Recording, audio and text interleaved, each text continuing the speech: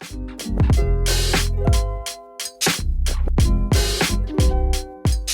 spending soldiers' time. Like, they pulled me away from my job to do this. So you have to be like, was it worth it? So you have to show like this was fucking. So do they have a funding for that? I mean, I got like $30,000 worth of equipment, so like mats and stuff like that. Not like a rolling fund, you know. It's not like money goes into it every month. It's mostly like when we need something, we fill out paperwork, we request the funding. Well, here we are. Welcome back to Tattooing Out Loud podcast. Today's a special podcast with a local native who's here to talk to us about, it's a combative program. And we're also going to be talking about related somehow with tattoos. Give us an intro. Tell us your name, what you do, how long you've been doing this, maybe the history, like from where you started with what you're doing and then to where you are now. And then I'll just kick into some of the topics I wanted to discuss. But yeah, go ahead, man. All right. So, my name's Nate. I'm in the U.S. Army. I'm an infantryman. Been in the Army since 2012. And I'm a combatives instructor at Joint Base Lewis McChord in Washington right now. Shout out to Washington crew. Yeah. JBLM. And then, so I never did. So combatives, for those who don't know, it's the Army's system for hand-to-hand combat training. And it was developed by a guy named Matt Larson a while back. I'm gonna get talked to by quite a few people about not remembering the exact year, but he was in Ranger Regiment. He was in the Marines first, and then he transitioned to the Army. He was in Ranger Regiment, and his commander at the time wanted him and a couple other guys to reinvigorate the hand-to-hand curriculum and the way they train, because they kind of just determined that the way they were doing it at that time wasn't very efficient or real world applicable. So then, he kind of traveled all over the world, different martial arts, different militaries, building his own knowledge and compiling the system that we use now, which is modern Army combatives. So I never did any wrestling, any jiu-jitsu, Muay Thai. I didn't do any of it before I joined the Army. But when I was in basic training in 2012, one of my drill sergeants was super into it. And I don't know, I just kind of fell in love with it. So I just kept hunting it down my whole career, kept plussing up my certifications. In 2016 is when I was first stationed at Joint Base Lewis McChord. And I started working at the Ghost Dojo, which is one of the unit's combatives houses up there in JBLM, under a guy named Randy Malakis, super knowledgeable BJJ black belt. He was a medic in the Army. He's retired for a few years now, but he schooled me up a lot on combatives. Blessed off on me going to the Master Trainer course. When I was at the Master Trainer course, I met a guy named Leo Cortez. That dude, super skilled fighter, really good MMA trainer, really knows how to apply a lot of, we'll call it sports, combat knowledge into real world applicability. So he's kind of my go-to guy. I was just on the phone with him really recently. Like, we have a little bit of time off from teaching classes coming up. And I was like, hey man, can you come to the gym and put me and the rest of my cadre through like a clinic on like weapons transitions and things like that, just to keep plussing up our knowledge. So he's a really skilled dude, super committed to the program too, because he's a civilian now. He's retired for about a year and a half. He still comes through, just checking up on us, making sure we're doing everything right. Anytime he comes in, takes off his shoes, throws on the mitts, and starts running us through drills. So how did you get into, when you train in jiu-jitsu, was it ever affiliated with any schools? Because I remember you were like a big fan of 10th Planet. So, I mean, I like 10th Planet style when I was first getting into jiu-jitsu. Yeah. Because I feel like the way they put the way they present their techniques is like, it's easy to absorb like online. Right. Like you can look at a technique and the way they teach it, and the whole terminology, the way they name every single move, like not just the submission, not just the sweep, but everything about like when you move your hand to a certain position, they call it a zombie. When they move your foot to this position, they call that New York, and they have names for everything. just made it really easy for me to absorb at the beginning because I didn't have a school. So it made me feel like I had some knowledge that I could take to the gym and try out. Quickly learned like that's not the way to learn. So I didn't really keep hunting down that whole 10th planet style. Yeah. But I'll just say that it's what kind of intrigued me at the time. No, you were like inspired by the 10th planet. Yeah. It's a good, like, it makes it look cool. And I mean, it works for a lot of guys. But you know, I've kind of gotten away from that. Mostly I was never affiliated with a gym because with a traditional jiu-jitsu dojo, because all of my training comes from combatives fight houses in the Army. And that's because I've been extremely fortunate where everywhere I've gone has had a very high skill black belt running the program. So I could assist with their combatives classes, teaching that like base level curriculum. But then when it's that lunch hour, I'm basically getting like a free one-on-one clinic from this black belt. And then, you know, they're in the Army. They're not running a school, right? And we're all soldiers. So they want to give that knowledge. It's not that, I mean, not to put down any other jiu-jitsu gyms out there, but it wasn't a business for them, at least at that time. It's part of their job. They want to just give away these skills, this knowledge for free. Because it is going to, like in a real life situation, because that's what we should recorded what you were saying, is which we can rehash whatever we were talking about. Because like what you said that really stood out is that you have to think about real life scenario, that you have to implement this, you know what I mean? Like because in most cases, I mean, we're just waiting for that bar fight. Yeah. In real life. But like if you're out there, you're deployed or something happens where you do come like one-on-one with an adversary or whatever in a building going in, and all of a sudden you have an attacker from this like blindsided spot, or you're not expected to be wrapped up in a certain area. Like you talked about not closing corners, and all of a sudden you get this guy from whatever side holding you, or how to also implement this technique to be able to like draw your weapon from what angle and to quickly assess things. Cause it's like a quick reaction sport. You have to really, the jiu-jitsu learning and training, there's a lot of quick responses, and you have to have an answer for, for something. You have a plan, how to get out of something, right? So it's interesting to me that, again, no, it's not affiliated with any gym, but this is like, it's being taught to be used in a real life scenario where it's, certain guys won't be, like you mentioned, they're not going to ever touch combatives. This is the only time they're going to learn. You want to make sure that they get as much knowledge and as much training and reps within this. How long are the hours? Whenever, like the times of actually learning combatives for this program, like so combatives. There's 3 courses. Okay, there's the basic combatives course, the tactical combatives course, and then the master trainer course. The basic course is a 1 week, so it's a 5-day course, and it's generally from like 7 in the morning until 5 o'clock in the afternoon. It's just all that's their place of duty. Session 1, right? That's their place of duty. Okay. For that week. Like they don't go to their job, right? That their unit has signed them up for these classes. Yeah. They report to my gym, and we run them through day 1, 2, 3, 4, and 5. And if they graduate, they get their certificate that says that they have been basic combatives certified. They've completed that course. And then down the road, same process to go to the tactical combatives course, which we also just call level 2. Okay. Level 1, level 2 combatives. Sure. And that one is a 2-week course. And it's the same thing. It'll be from first thing in the morning till the end of the day for all 10 days for those 2 weeks. And they may not ever go back to freshen up the skills, right? Yeah, see, that's where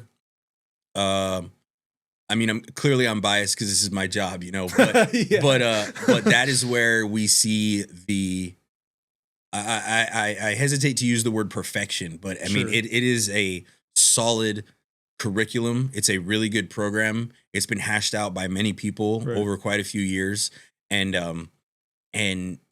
like you said, we can't necessarily force a soldier to have a passion for this as his hobby, as his recreation, right? We can't make somebody be that guy who's going to come into the gym after work every day for jiu-jitsu classes or Muay Thai classes or anything like that.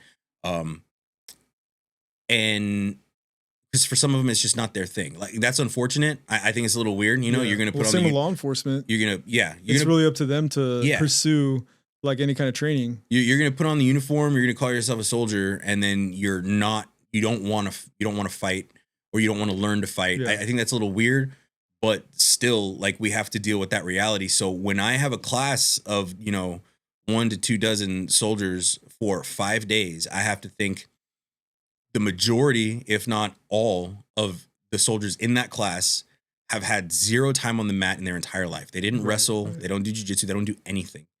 And they may not ever choose to pursue more training down the road. It's an unwise decision on their part, but I have to think, what can I give this guy in 5 days that could potentially save his life in that situation? And that is what Matt Larson and the rest of the combatives community spent their lives essentially trying to compile into what I feel is like the best. It's like the best 5-day crash course for jiu-jitsu and real world applicability. So when we send them back to their unit, the intent is not just, hey, now I know how to fight. Right. They are supposed to be a platoon level instructor. Platoon is anywhere, depending on what kind of job you have, your little section. Some places call it sections, some call it platoons or whatever, but it could be anywhere from 12 to like 35, right? And they do physical training with each other every morning.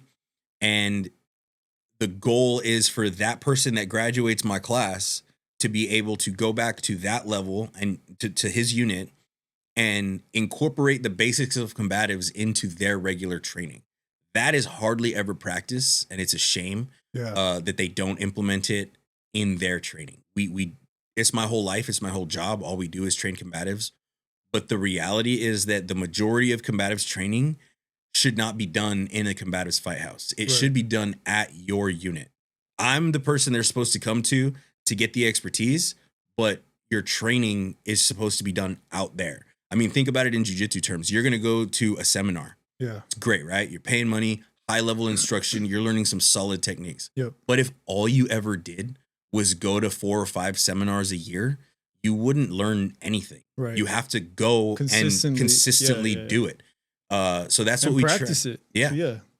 But I guess just to finish up, like how I got into this. So when I was at that Ghost Dojo, I started working there as an assistant instructor, and the main guy, Randy Malakis, blessed off of me going to the master course, got certified there, and Randy was on his way out of the army. Mm-hmm. He had like maybe 9 months left. So myself, as well as like 1 or 2 other people who were also in that master class with me and working under him as assistants, we kind of took over. You know, he was out processing from the army, and now we were certified to give the classes by ourselves without his oversight. So we kind of started taking over that gym. And then he got out of the army. All the whole thing kind of, it was just like the stars aligned in the worst way possible. He got out of the army. Me and the other instructors that were running their own classes moved to different units, and COVID hit all at the same time. Throughout that same area. So then that gym just died. It just died. I found out while I was at my next unit that it just completely went away. When I was done at that next unit, which was recruiting, which any soldiers out there who are thinking about doing it, good luck to you. But when I came back, I had the option to come back to JBLM. Right. I chose to do it. I went back to my job as an infantryman. I ran a squad for a few months. Yeah. And again, now the stars kind of aligned in a good way. My division got a new sergeant major who's like the highest ranking enlisted person in the unit. And he wanted to start a division level combatives program, which that's a level above what this Ghost Dojo was, right? So you have divisions, and then below divisions, you have brigades, right? And then below that, battalions, and then companies, and so on. So that Ghost Dojo was a brigade program. This new sergeant major wanted a division one. He was looking for an instructor. He called a few people that like instructors at other installations, and my name was given up by a few people. And so they hit me up. They, we want you to build this program, and I've been running it started the program there at JBLM and been running it since like summer of 2024, so a little over a year now. It always had that name too, or What? the Bayonet, like the Yeah, so the division, we're a 7th Infantry Division, Okay. and that the name of the division is Bayonets, right? Right. So you have all these different units, right? Like Right. 101st is Screaming Eagles, 82nd is All Americans. Sure. So 7th ID is Bayonets.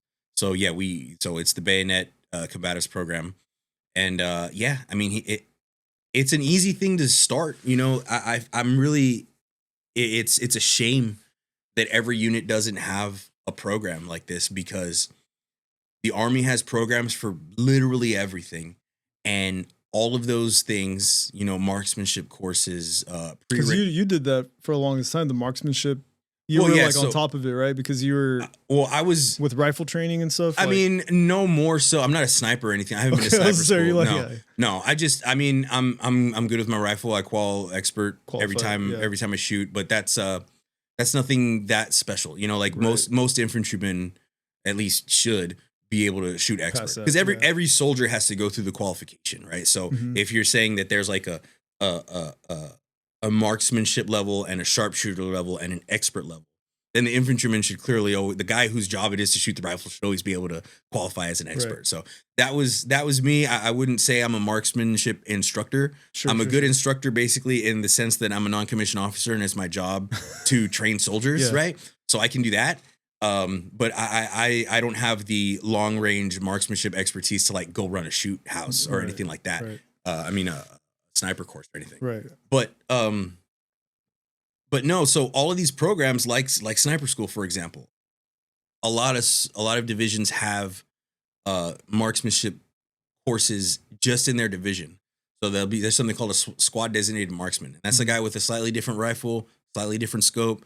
He's not quite sniper, but he's trained at a slightly higher level than your average rifleman, and he's equipped with slightly more capable tools, so that he can reach out and touch somebody at a little bit more of a distance than your average rifleman. Not quite a sniper. He's kind of like a happy medium, right? Right. Units have schools for that in-house, right? You're not leaving your unit to go somewhere in the Army to necessarily learn to do that. You can do it at your unit. And something like that requires range time. It requires ammo. It requires the personnel to shoot. It requires the transportation to get the rifles to the range. All that stuff, right? It costs money. And the reason there's no justification for any installation not having a combatives program is that it is the best program in terms of return on investment. You buy mats, you buy gloves, you buy shin pads, and you pull 1 to 4 instructors depending on the size of the element you're trying to train, right?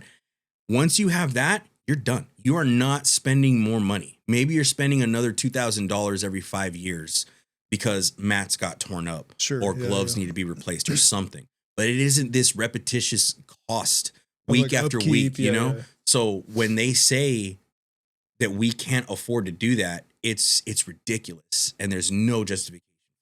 Is it a liability thing as far as hey, a soldier gets hurt? It is. That's a reason that they say. Yeah. But it's bull. I'm telling you. I mean, injuries are going to happen. Injuries are going to happen, but also, I wish I could cite it for you. I can't. I'll send it to you when we're done here. But what is it? Again, I'd have to really dig into it. I don't even. I have to like search on the internet myself. I know it exists though. There are studies that have been done that show like the highest injury producing activity. You know what the highest injury producing activity was? I believe it was in 2013 or 2015, maybe. The highest injury producing activity in that time of the global war on terror. So I remember the metric being, what was it going to say? It's probably different now, obviously, but it's now. Like. Yep, there it goes. Sports and physical activity. See if it says the sport that I'm thinking. So this is the health library, football. So here was the study that I heard of. There it is, right there. Boom. No, go down. That's it right there. Basketball. Okay. So more soldiers during that time frame when that study was done. I believe it was. Because you guys play ball out there too. I believe it was in 2015. Yeah. To include battlefield injuries. Okay. there were more soldiers that sustained an injury that prevented them from doing their job on the battlefield as a result of basketball than any other activity. And I'll have commanders tell me that they don't want their soldiers training combatives due to risk of injury, and at the same time tell their soldiers to meet up at the courts the next day for PT because they're going to play basketball. That's part of their PT. And it's ridiculous. That's crazy. To play basketball and then tell me that your guys can't train combatives because you're afraid of them getting injured. Yeah. And then I'm not saying basketball is useless. Like, it's some good cardio, like go get your PT in. But then even things that are clearly necessary for physical training, running, ruck marching, all of these things, which I would never say to stop doing, right? Right. But honestly, they cause more injury. You cannot tell 100 dudes, all various levels of physical fitness and physical activity, to throw 30 to 50 pounds on their back and walk 6 to 12 miles and tell me that, I mean, you can do it. That's great training. I'm not saying don't ruck. Go ruck. Do your ruck marches, okay? But I'm saying to do that as part of your training and then think that you're saving your soldiers from risk of injury by not having them participate in combatives is just a completely hypocritical perspective to have. Yeah. It's ridiculous. We have safety measures in place. A large portion of what we do at the master trainer course is make sure that these instructors know how to prevent the injury. Right. Okay. Even during our competitions, we have combatives competitions, and part of the rules are certain holds, certain techniques, certain submissions are not allowed. Yeah. And that's something I wanted to highlight too, because I want to show some of these combative tournaments. They are wild. They're wild. They're wild. It's a cage match without the cage. Yeah, no, it's a street fight. Well, a lot of them have cages. We didn't have our cage. That's why you're talking about the footage from ours, dude. From the stuff that you've, which I want to have its own segment where we can talk about like the actual, your the content and the media and the platform. But the stuff that I've seen, I was talking to a client yesterday about it. I was like, because I mentioned that you were coming out and they train jiu-jitsu also, and I'm like, have you seen like the way they do their tournaments? And they were like, no. And he was like, I'm like, it's all gear. So I'll break it down for you real simple. Yeah. The tournaments are a 3-day thing, right? Right. And it's a festival. It's to you're supposed to increase, right? You're supposed to, like, it's a step system. Like turn it up. So day one, we call it basic or standard rules. There are standard rules bouts, which is essentially, it's just a grappling tournament, right? So jiu-jitsu, wrestling, they're wearing their OCPs, so they're wearing their duty uniform. Yeah. No boots, obviously. But it's basically like a gi, but not quite a gi. Right. And it's just grappling. We have a point system, right? So they get points for getting a mount, rear mount, knee mount. They get points for sweeps, guard passes, different kinds of takedowns. And then all these, obviously, none of that matters if they get the submission in. They're 6-minute rounds. Yeah. If you make it, and different tournaments, it's going to depend on the size of the participation or what kind of tournament the guy who's running it is trying to run. It might be single elimination, might be double, whatever. Yeah. But if you make it past that first day of the standard rules, the next day goes into intermediate rules, which is basically pancration. Pancration is MMA, but with no close-handed punches to the face. So body strikes, leg kicks, right? Body kicks, takedowns, grappling, everything, right?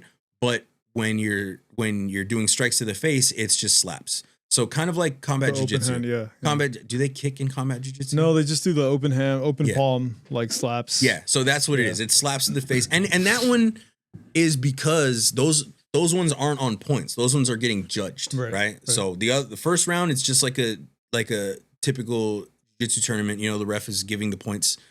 The intermediate rules, there's no points. It's just 3 judges scoring the bout. And the reason we use pancration is because we're not really trying to produce knockouts. We're trying to highlight techniques that would work in a real situation, right? Because I know that they like highlight their skill too. Because I see some guys that they'll have a dude and they'll just like I see judo throws, takedowns. I was like, there's people in the army that are like legitimate killers on the mat. Like you got guys that train jiu-jitsu, like, you know, like everybody's welcome to go. Right. And there's always soldiers that think, you know, that looks cool. I want to try it, but I don't know if I want to sign up for the tournament because I've seen some guys and they're not wrong. Like any given unit out there in the army has a couple black belts in it, Yeah. a couple collegiate wrestlers, you know, a couple judo dudes. Like it's intense. But I was just telling this reminds me of CM Punk doing his UFC video, his debut. Yeah. I mean, I was just telling him, like, man, the worst thing that can happen is you lose. Right. Like, who cares? Yeah, Whatever. You went out like, there, you showed heart. That's the biggest thing. You'll learn from it. You got to have heart. Yeah. But once and then if they make it past the intermediate rules, right? Then they go to an advanced bout, that's just full MMA. Right. The only difference is we wear some shin pads because, you know, everybody's still got to be at formation on Monday morning. You know, let's be real. If you get cracked with a standard shit, that's a bat. But we have safety rules in place too. Like, and you'll have people that train jits a lot, and they'll roll their eyes because they want to use all these techniques that they've spent their life obtaining, right? But things like, just like a heel hook, right? We don't allow in our tournaments any twisting lower body submissions. So they can do straight like straight ankles. They can do straight knee bars, but they can't do any twisting. So no reaping, no heel hooks, nothing like that.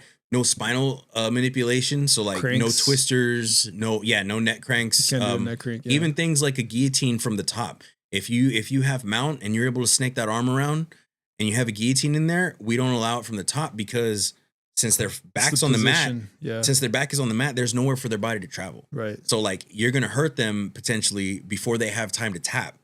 You know, you can throw a guillotine from the bottom or from standing. It'll come quick, especially if these guys are going at 100. Exactly. And they do. They go 100. Do you have it on the actual Bayonet website? On our Instagram, I have a couple videos.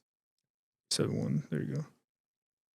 Actually, I'm going to tell you to play one because it's going to piss off my buddy because it highlights him getting himself rocked. Which play one? That. Oh, no, wait. The center one or? No, scroll down more. That one. That one in the middle. This one in the middle? Yeah, play that one. Oh, my God. This one's just a little. So the dude at the beginning, the dude in the redhead, he's on my team and he was not happy with this performance. My bad, Lucas. My bad, Lucas. But yeah, see, so like those are day one. Yeah. Little clips there. Okay, so that is crazy because that's like having a gi top. Yeah. And he's choking him out with the lapel. Yeah. Like in a sense, right? Yeah. The jacket. Yeah, that's it. It's just a quick. So this would be considered day 2, right? No, this was the finals. That's okay. This is day 1.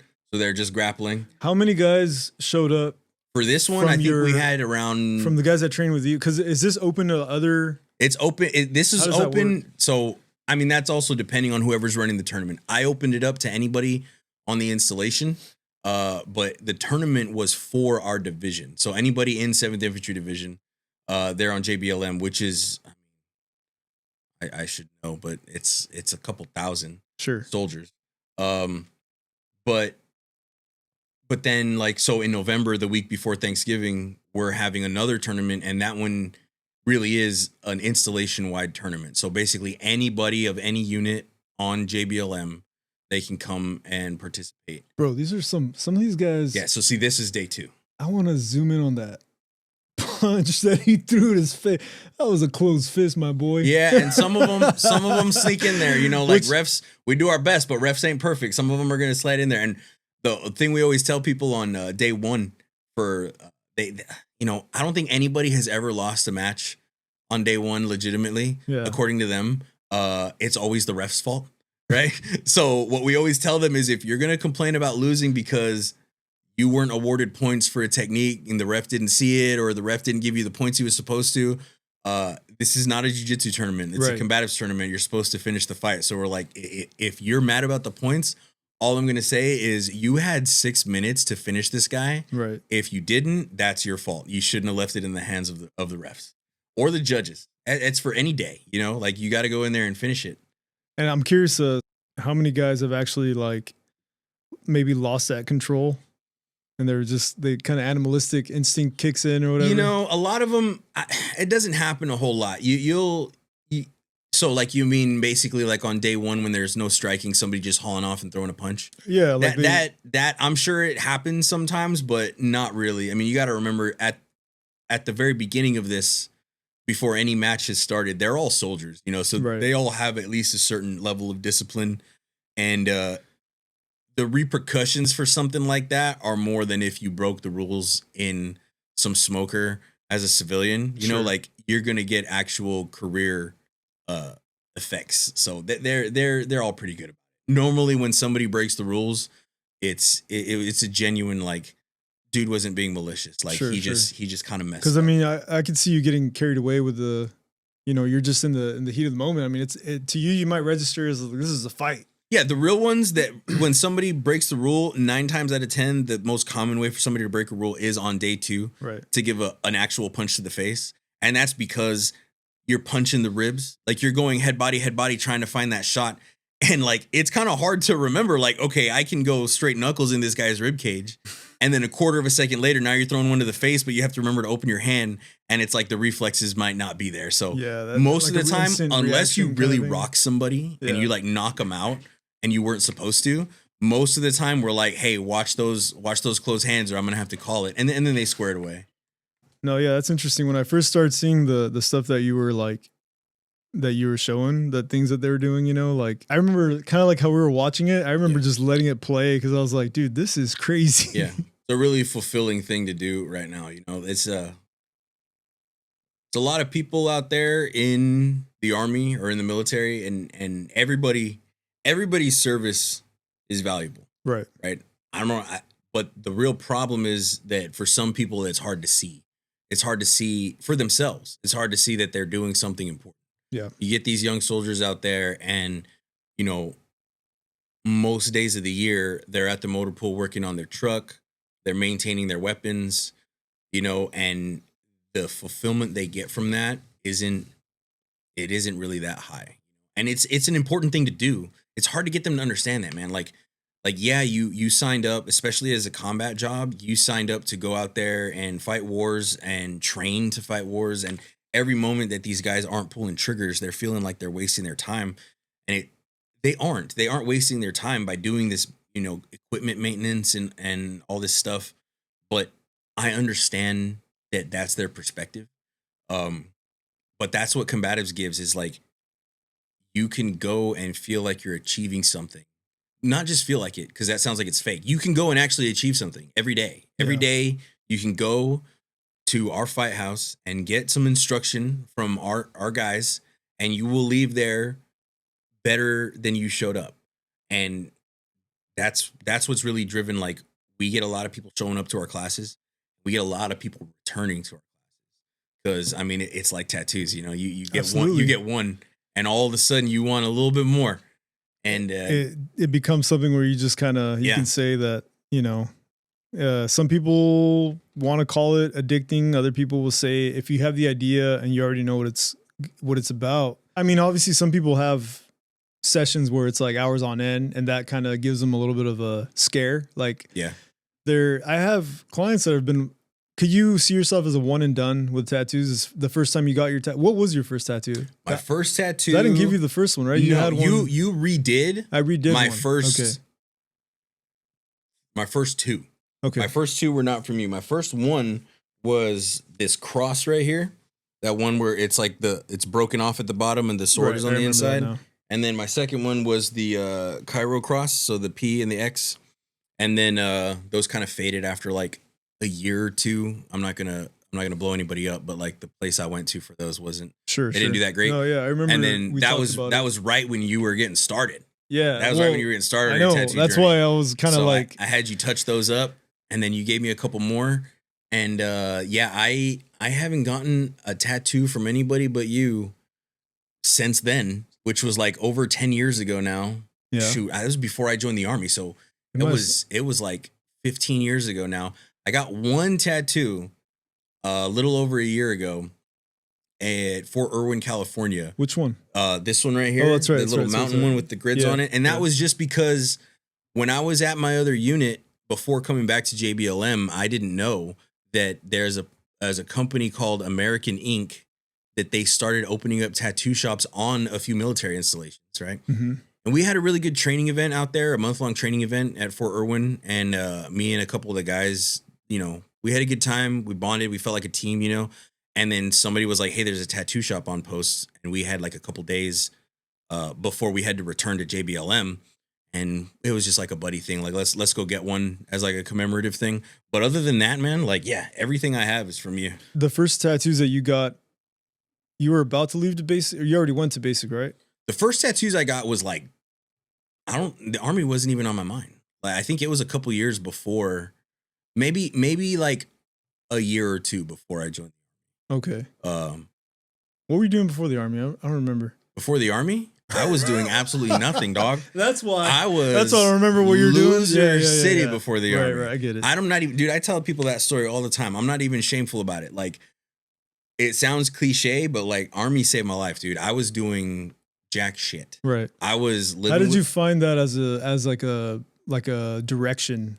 Like, how did I don't even think... It was pure luck. It was I was curious if you were just playing too much Gears of War and it you're was just like, I want to do that. It was the same stupid decision yeah. that any soldier makes by enlisting. It's just, I was one of those lucky ones where that roll of the dice on the direction I was going to take my life sure ended up being something that I love it. Like, it wasn't a wrong decision for me. But if my parents watch this episode, they're going to learn something right now.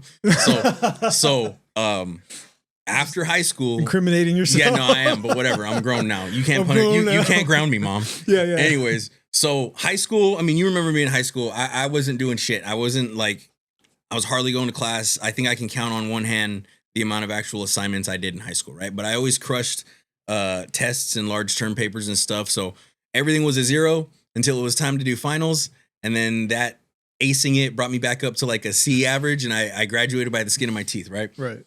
So then we graduate high school, and I'm like, you know what? I'm going to do better in college. So I go to community college, and dude, however much people weren't paying attention to my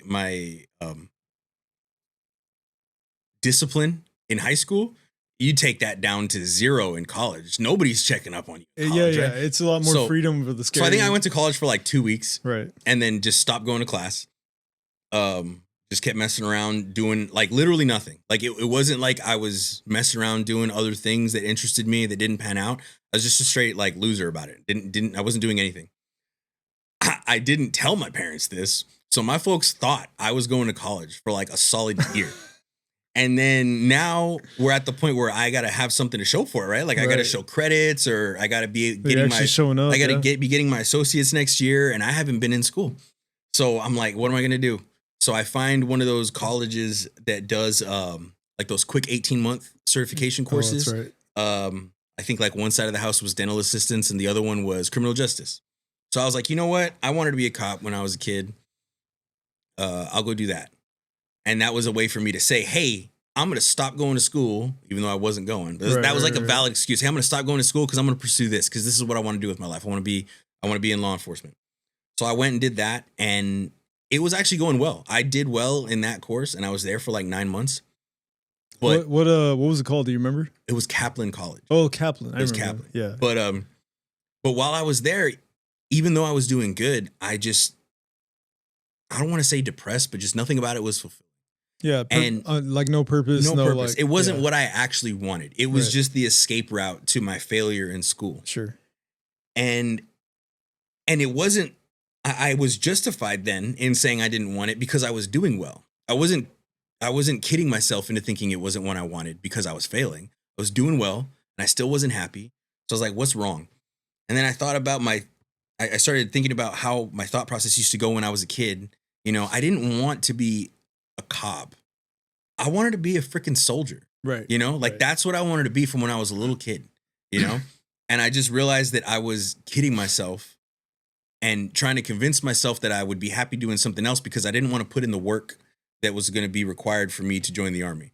So then I was straight up with my parents. I forget what I was working at the time, but I had a little pocket of money. I told my parents, like, listen, here, because I was going to try and move out at that time. And I was like, hey, listen, here's this money. All right. I'm quitting school. I'm going to do here's like my rent. Right. So take this money. I'm not going to do anything over this next year, but work out. I got in shape. I joined the army.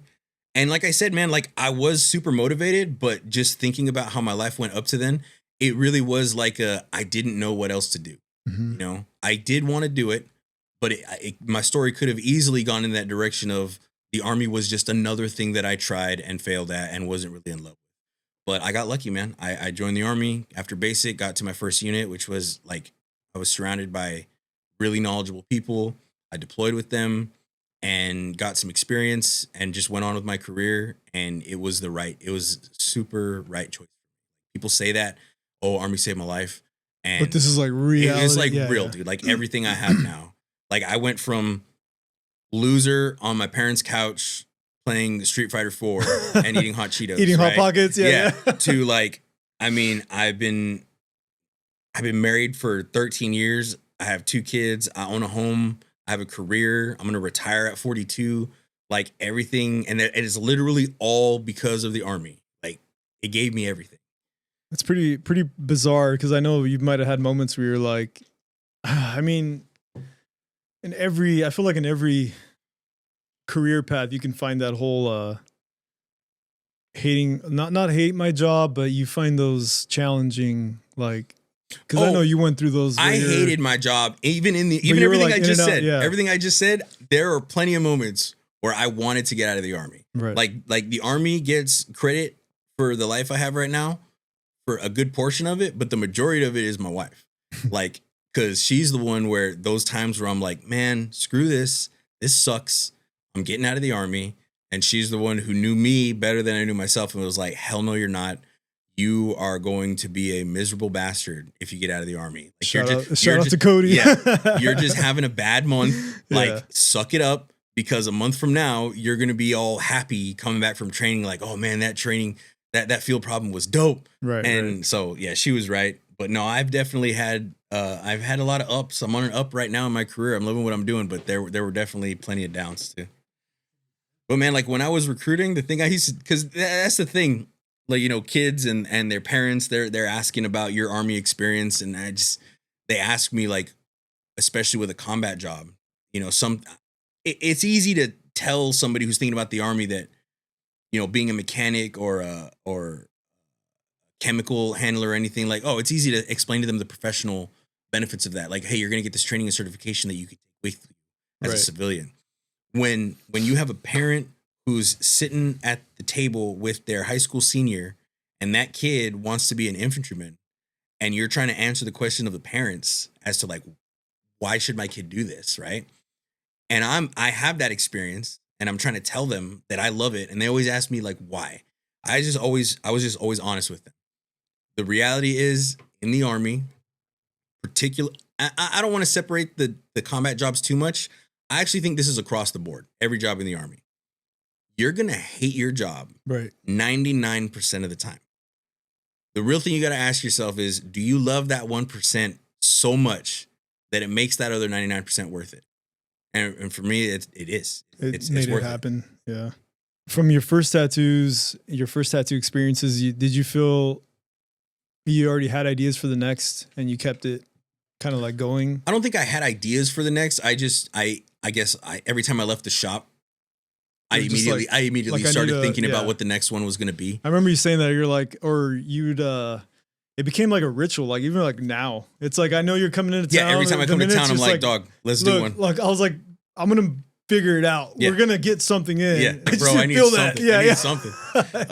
No, but it's also because, like, you know, we're boys. You're my kid's godfather. Like, we're tight, right? So a lot of it is also, other than this one, it was a real, like, moral dilemma for me to get this tattoo at Fort Irwin, because I tell people, like, I won't have anybody tattoo me but my buddy back home. That's it. Funny. So, like, at this point, I consider my flesh, it belongs to you as much as me. Like, I'm your canvas. So I'm like, I don't get tattoos when I'm not here. Right. So when I'm here, it's like, I'm going to get one, because it ain't like I can get one in November because I have the money. Right, it's like, no. We have to wait until we come home on leave. And I'd like to go out there too to do the like the badge of, you know. Oh, dude, my team. I'm telling you, if you come up there to Lacey, all of my fighters, we're just gonna.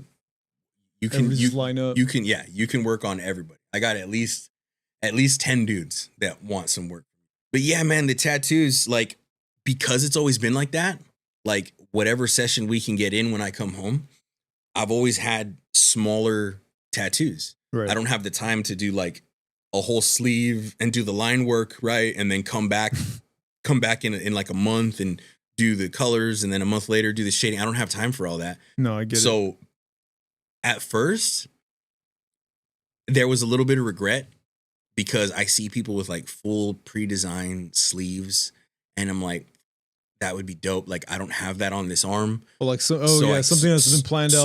So I couldn't do it, and I'm like, right. I used to be like, man, like that's too bad. Like I kind of used up this arm in a way that can't be sleeved out like that. Yeah. But then as I kept going, I realized I dug it. Like I like now that I'm at a place where, don't get me wrong, I don't just want to like pick a random picture and be like, screw it, I don't care. Like even though for anything, but I do like that if I have an idea, even if it's something stupid and silly, right? Like at this point, the arm is so filled with so much random stuff that if we just have a quick little idea real quick, it's like, okay, there's an empty spot, boom, throw it right there. Right. And it's just, at this point, it is almost a sleeve. It's just random things. It's just little filler stuff. There's army stuff, there's family stuff, there's religious stuff.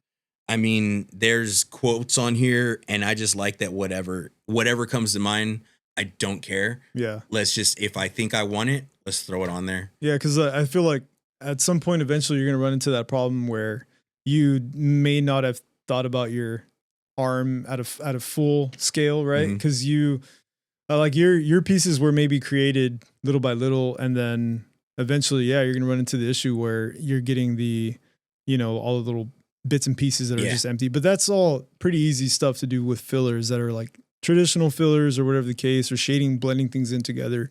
So my question is, we kind of touched basis on that, but the ruck mentality. You're talking about when I used to do those ruck races. Mm-hmm. Yeah, so there's a company called Goruck. After my first time at JBLM, I got pulled for a 3-year recruiting detail, which I probably shouldn't say anything negative about the Army. So I'll just say, me personally, I did not find it fulfilling. So rucking was kind of how I stayed connected to my life in the field, in the Army, in the infantry, right? Right. So Goruck, they make bags, they make shirts and all that stuff too. But their main thing is they make these rucksacks, which are just backpacks, and they're made to look very subdued, right? So I could go for a workout right now for a ruck march. I can just ruck around town with my issued rucksack, but I'm gonna look like a weirdo, like, because it's just out there with this big military camouflage tactical looking backpack. Right. Plenty of people do that. And it's not weird when you're in a military area. Like, even if you're not on base, like plenty of people in the area are in the Army, so people know what's going on. But these bags that Goruck makes, they basically look like heavy duty JanSports, right? So, and they got these little pockets in the back, like typically where a laptop sleeve would go, but those are extra reinforced to put like weights in. So they make these ruck plates. It's just like this rectangle, and it can weigh anywhere from 10 to like 40 pounds, depending on which one you get. You just slide it right in there, and you can walk around wherever and get a ruck workout in without looking super weird. And another thing that the company does, the big thing that they do, is they put on rucking events, right? So company was started by a couple prior service special forces guys. And they put on these events where they basically put you through like a PT session. People will sign up, they'll pay money. They'll go and like do push-ups and sit-ups and carry the ruck and carry flags. And it's kind of like a way for a civilian who signs up for the event to get a little taste of military workout. There's people that legit enjoy it, like you enjoyed. So those events are cool, and I enjoyed them, but I only ever did one because I had never done it before. I signed up for it. It was all right, but it wasn't really my thing because I already actually do that stuff in the Army. I don't need to go and do this event to like get this PT session in. But another thing that company does is ruck races, where it's like 12 mile, 26 mile, 50 mile. And I think now they do 75 milers. And at Special Forces selection, they have something called the STAR course, right? So it's like a land navigation course. They give you grids, they give you a map, they give you a compass and a protractor. And you got to go find these points and come back, right? And it's called the STAR course because, like, theoretically speaking, the points are spread out to be like 5 points of a star. But it's not really, though. You got to find your points and make it back. So since the company has roots in Special Forces, they called it the STAR course. I think now they call them City Rucks. But originally it was called a STAR course. And the way it would work is you would sign up for the event. 24 hours before the event, they would tell you where the starting point is. So, like, I did I did a 26 miler in Seattle. So a day before the event, they told me the exact location of the start point. I got there, and then they give you this hit list of all these like tourist places, right? So in Seattle, you got like this bronze statue of a pig over by the pier. You got the Ken Griffey statue outside of T-Mobile Stadium. Okay. You got this big massive troll that's under a bridge, right? Like all these cool tourist things, right? So they give you that list, and you have to go to each one of them, take a selfie with it, send it back to the cadre, and then they say, okay, you're good to go to another point. And you have to knock out all of those places. That's kind of how you like solidify that you'd been there. Like it's like credibility. Yeah, that you made it to the point. And that's like you finding your grid point Sure. at Special Forces selection. Like that's how they're replicating it, right? Yeah. And if you take the most efficient route, then it will end up being that distance that the Ruck is advertised as. So it's a 12-mile race or a 26-mile race. And you know, in actual selection or any military land navigation course, you can choose to plot yourself a poor route and end up going farther than you needed to, right? But there's not really any risk of that at these events because they're not that hardcore. They're not giving you a map and a compass. You're just using your phone GPS to tell you the fastest way to get there. So you just punch in all your points and you tell it to give you the fastest like a virtual, route. like the virtual races. Or it's just to go get that point, go off to the next one, make it back to the start point in the allotted time hack, and when if you make it, they give you this little patch, you know, that says you completed it. And I did a handful of the 26 milers, a couple of the 12 milers. I did a 50 miler in Seattle. And yeah, those are fun, man. I like doing those. That was before you obviously got heavy into the combatives. I mean, it all kind of happened. It was like in between. It's all just like my career, right? So like I fell in love with combatives in basic training. So I started hunting that down the moment I got to my first unit. When you get to a new unit, whether you're a new private or a senior NCO, it doesn't matter. Your leadership is going to be like, what are your goals? Right, what are you trying to do? And from a new private, they want to hear things like, I want to go to air assault school, which is like helicopters, like stuff like that. Airborne Rangers. Yeah, I want to go airborne or I want to go to sniper school. They want to hear all that stuff. And so when I got there, they're like, so what do you want to do? And I was like, well, supposed to get my level 1 combatives certification in basic, but I didn't. They didn't give us the certification, so I would like to go to combatives. Everybody in the room was like, you're an idiot, right? Because they had all been in the Army for like at least 4 or 5. And then, you know, the senior NCOs in the room had been in the Army like 10 plus years. Yeah. And they're like, that's not going to help your career at all. But I just told them, I'm like, hey, man, all that other stuff, you know, air assault and sniper school, like, I'm not saying no to that. Like, I want that. It's just, you asked me what my goals are. Right. I want to go to combatives. So they sent me, I went, came back. I competed for my division for my battalion at my division tournament. I won that. And then I asked to go to level 2 combatives when I was at my second duty station, which was Hawaii. And that was the same thing. When I got there, hey, what are your goals? And now I've been in the Army for not that long. I got to my second duty station just in the middle of my second year in the Army. But still, I'm not a brand new private. Like, I'm not stupid. Like, I know how the Army operates. You know how it works, yeah. So when I said combatives was my goal, they were like, what? Why? Like, you know, that's not going to get you anything like career advancement wise. And I just told them, like, I hear you, man. But again, this is still my answer. It's what I want to do. Yeah. So they sent me to level 2. And then I got to my third duty station, which was JBLM. Same thing. I told them I want to do combatives. Luckily there, they didn't look at me that crazy. My first sergeant said, go talk to the master trainer at our fight house. If he wants to let you help him out, I'll let you go do that.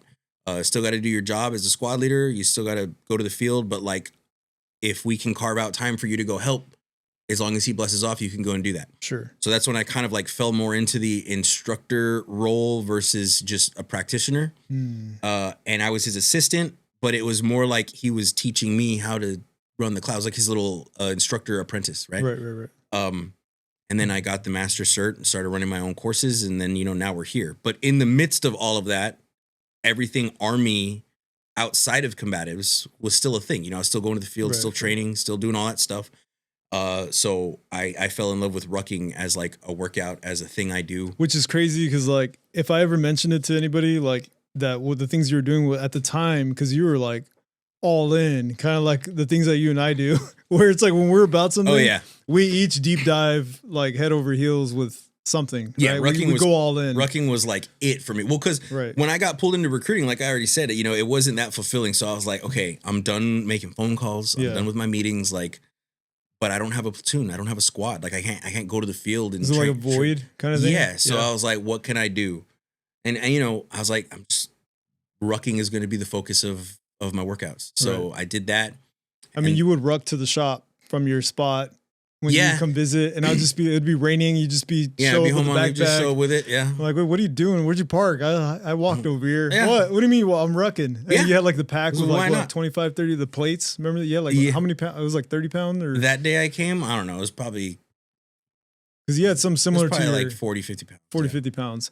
The standard weight for like an infantryman or any soldier is 35 pounds. So like when your unit is saying, hey, we're going to go do a 12 miler, they're typically having like 35 pounds. You know what that reminded me, and which is crazy because right now as you're talking, a lot of the old memories are coming in, like the Kentucky memory when you lived out there. And So I forgot you came there, man. When I was at Fort Knox. You know what's funny about that is, here we are. I landed, and we're pulling up to the gate. This is Fort Knox, right? Yeah. That's when you're in Fort Knox. Yeah. And I'll never forget. We're getting up to the gate, and you kind of looked over, and you're like, "You don't have any warrants, right?" Yeah. Yeah, because I mean it's a military base, so they're gonna run your ID. I was like, you should have disclosed that earlier. I would have got a hotel. Let's see if I did or whatever. Nah, but you were like, it was funny. You looked there, like, do you have any tickets or any warrants? And I'm like, I don't know. I don't think so. I was like, well, we're about to find out. We're about to find out. Pretty sure I'm legal. Yeah. But no, I went to Alaska to Fairbanks to go tattoo out there also, and it was in a military base, and it was during COVID, which I guess we could say it now, but. The guy, don't say names of any of the soldiers you tattooed because those dudes broke rules. Yeah. Don't do that. They for sure don't break the rule, dude. So you think I could say that? I'm curious. I mean, what are they gonna do? But I mean, is it so? Wait, because here's nobody's ever brought somebody on base. Don't do that. Do not do that. Dude, you're not. It's illegal. It's illegal. I do not condone that. The U.S. Army does not condone that. Yeah. Bro. So that happened. Yeah. But hypothetically. Yeah. Happened. May or may not have. Allegedly. You had an injury from deployment, wasn't it? I had a little bit of an injury. When is it that, because I remember part of the reason why you had like a hearing and it would throw off your equilibrium about, because I know that health issue. So on my deployment, couple events, couple little boom booms, right? That story is crazy. Yeah. I'm not gonna get into that. But bottom line is, had an injury that affected like my inner ear. Yeah. But it was like a creeping thing, right? So like it didn't really affect me immediately. You know, headaches and a little bit of dizziness, but it was kind of like, you know, whatever. But a couple years later, right, when I was already at my second duty station in Hawaii, it started to get worse. Okay. And I remember when you told me your health was kind of like struggling and it threw you like down this like spiral of events. Yeah, man. So when I was in Hawaii was like a learn lessons the hard way time for me in the Army, you know? So the nuts and bolts of the injury is that I don't know the technical names of anything, but there's a certain portion of your inner ear, right? Where there's like this flesh that separates like the inner ear from, I guess, essentially either a deeper part of the ear or like the actual like brain cavity, like where like the actual cranium part, whatever. There's a piece of flesh there that I guess a lot of people from birth, it's like weaker, right? Right. And if there can be like deterioration or holes in that flesh, which will allow fluid to go into places it's not supposed to go, which will basically throw you off balance. People who are born like this, I guess 9 times out of 10, they only experience the effects of it in extremely old age because it's had time to deteriorate, or if they have trauma to that area. Right. So for me, it was explosion. So it basically made these tiny little microscopic holes in that flesh that over time got bigger and bigger and bigger. And you know, when you're rolling or working out, you know, when you get to that point where your heart's beating real fast, you can like hear your heartbeat. Okay, so when I would get to that extra pressure was pushing fluid into an area it shouldn't be, make me like kind of fall down drunk type stuff, right? Where like the world's turning upside down. And as I kept doing that, basically I kept forcing those holes to get bigger and bigger and bigger. it made the problem worse and worse. And the professional repercussions of that was, since it was such a slow creeping thing and it was such a strange injury, right?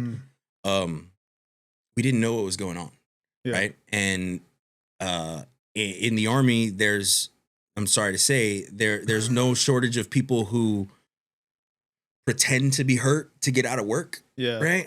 So I don't have a broken bone. I don't have a laceration with stitches, right?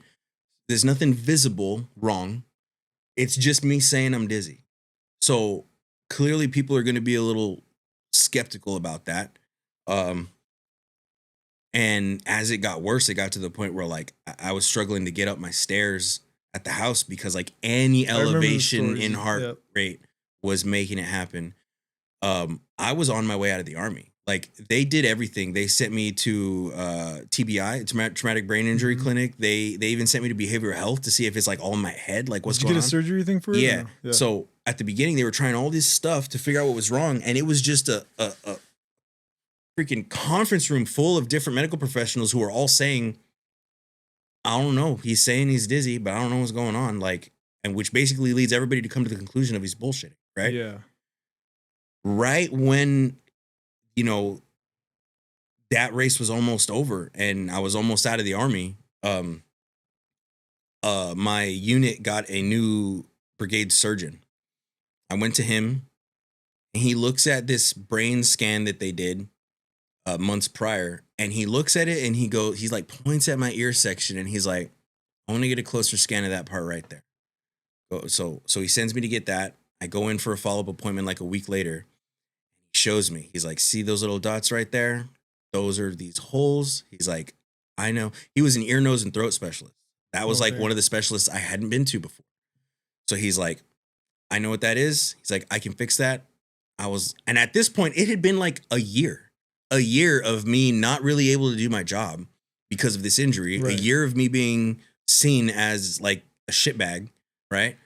And he's like, I can fix that. I asked him, well, how? And he's like, what's it going to take? He's like, super simple. All we do is cut your earlobe and take a little bit of the fat out of it. And I'm going to go in there and kind of re-injure those holes so that it's a fresh wound, pack that fat in there, 6 weeks of no elevated heart rates, let yourself heal up, and you'll be good to go. I was like, no way it's that easy. That's crazy. So I go back to work, man, with like his results, the brain scan, my surgery date, like Charlie with the golden ticket, man. Like, look, I wasn't BSing, man. Like, this was real and it's going to get fixed.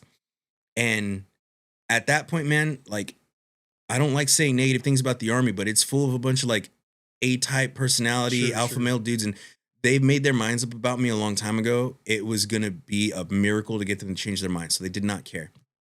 Now, taking a step back for a second, something that happened during that time was I didn't conduct myself very professionally with my leadership. Sure. I had a new officer over my platoon, and he's learning. He's what we call a butter bars because they wear a gold bar, right? It's the first rank an officer gets. That officer is there to learn the job from enlisted personnel, from non-commissioned officers, sergeants. And I, as a specialist at the time, so I'm not even a non-commissioned officer, right? But I've deployed, I have experience. I took every opportunity to let this guy know that he was doing something wrong whenever he was doing it wrong. And that was the wrong answer, right? I shouldn't have done that. I created poor professional relationships, and that's my fault. But that led him to basically jump on any opportunity to try and get me kicked out of the Army. So even after I had my surgery, he kept trying to do that, right? Thankfully, my performance at my first unit and the relationships I had there kind of saved me, because as I was going through that getting kicked out of the Army process, my old battalion commander, my old platoon leader, my old battalion sergeant major, all of those people like wrote letters, came to my aid. They were like, I don't know what the hell is going on over there, but Garza's a good dude. He checks out, like I'll vouch for him. Yeah. So all that kind of happened around the same time that I should have been leaving Hawaii onto the next duty station anyways. So won that fight, got healed up, got back into training, and then PCS'd to JBLM. And to the Army's credit, in that scenario, it was the complete opposite of what I experienced in Hawaii, where at this point, because of the way my career had gone in Hawaii, I didn't progress professionally the way I should have. I showed up there as a specialist, and 3 years later, I left there as a specialist. That's crazy. That's Right. like, you should not still be a specialist with this many years in the Army. So when I showed up to JBLM, I was worried, like, okay, I'm going to show up as a new soldier to their unit.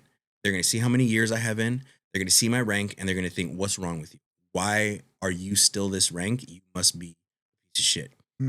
And luckily, they didn't treat me like that. They judged me purely based off of what they saw. They were like, we're going to give you a team to lead. We're going to go to the field. Luckily, that unit was right about to hit like a heavy training cycle. We were going to go do a month-long training event at Fort Hunter Liggett in California. And then like 3 weeks after that, we were going to go to Fort Irwin, California for another month-long. So I had all these field opportunities to show them that I was good at my job. And they judged me purely based off of that. And they kept giving me more and more responsibility. So showed up to Hawaii as an E4, which is a specialist. And 3 years later, I left there as an E4 specialist. Crazy. Showed up to JBLM as an E4, and I left as an E6 as a staff sergeant. So like everything picked back up for me. Then I got pulled to recruiting. Then I came back to JBLM, and now I'm doing this.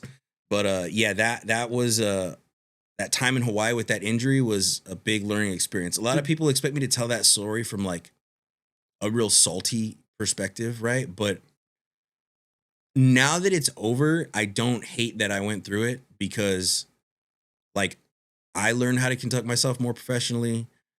I learned how to, if a soldier's going through something similar to what I did, I know how to, I can. So I think there's a silver lining to everything. And there is. Did that motivate your wife to put a spotlight on like the mental health of a lot of the stuff that goes on, because she saw it firsthand, or like, how did that? So my wife right now, my wife's degree is in prevention. Okay. And anything prevention. So her skills can be applied to a wide variety of things. She spent time doing drug prevention.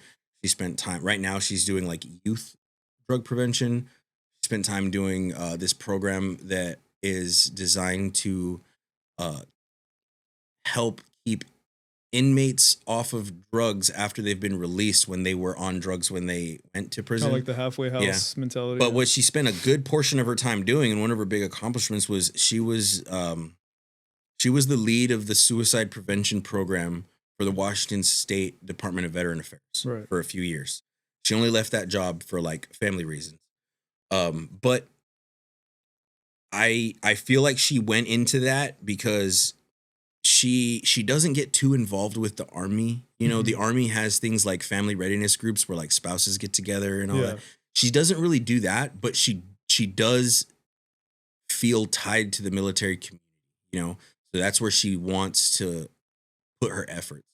And the mental health side, her choosing to pursue that suicide prevention aspect, it didn't necessarily, I'm sure part of it came from me and my struggles, because when I was going through that whole possibly getting kicked out of the Army time, like I wasn't in a good mental place. But really what it was is I've had more than a normal amount of fellow soldiers that I'm personally connected to go down the road of suicide. Yeah, that they often and she just saw that as like a, you know, if I can do something to have a positive effect on this, then I'm going to. So yeah, that's her thing. That's real admirable that she would do that too. And like, because I don't know how you feel about that, when that's saying my spouse or someone in the family joins the Army or the military, we're all in the military. I mean, it's really, it's pretty real, you know? There's a big joke about it in the Army where like people talk about how some spouses say like, respect me because of my husband's rank and all that. That's kind of like a meme type of joke, you know? That's not really what people are, it's not really what people mean or what they should mean when they talk about how the family is in the military. But, you know, there are aspects to it that the family is genuinely a part of. You know, like I go away for weeks, sometimes months at a time. My wife has to deal with that. My kids have to deal with that. It takes a strong individual to like. And then the kids too, you know, my kids have, let's see, 1, 2, 3, 4, 5, 6, 7, 8. My kids have lived in 8. My oldest daughter is about to turn 10. She's lived in 8 different houses, and she's about to go in the 4th grade. She's been in 5 different schools. Right? So it's rough, man. Like that part, it pulls on me, you know. Like that's one of those things where I think about it and I slightly regret the life, you know, because I wish they had what we had, which was like, yo, you're gonna graduate high school in the same house you were in elementary school with the same people, right? You know, well, like I met you in like the third. I met you in like the third grade, and we graduated high school together. You know, and like they don't really have that. But you know, we're trying to do what we can to stay at JBLM now. I got about 6 years left until I retire, until I'm eligible to retire. I was going to ask you too, like what your number would be. You think like within 6 years? Well, at 20 years, you're eligible for full retirement. But what it really is you request retirement. Sure. So after 10, they change it sometimes. I think it's 12 years. Whatever enlistment you do after 12 years, it's what they call an indefinite contract. And that just means you're signing up for the Army forever. You don't get to do little 2-3 year contracts. Sure. Right. So my first contract was 3 years. My next one after that was 3 years. The one after that was 3 years. Right.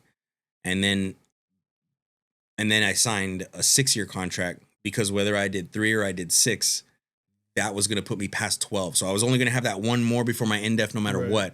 So I took the 6 years because that one came with a bigger bonus. Yeah. My advice is always to tell people take the shortest contract possible because you want the ability you want to have all the chips on the bargaining table. You know, you want to tell the Army, hey, here's what I want.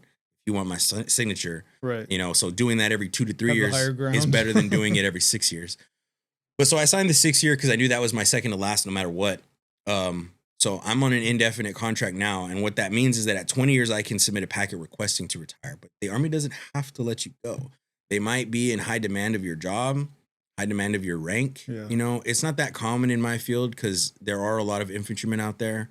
So when I'm at 20 years, it's highly unlikely that the Army is going to say, okay, you and your skill set and your rank, we cannot afford to lose you. We don't have somebody to replace you. So you're kind of have to you're disapproved to retire at this time.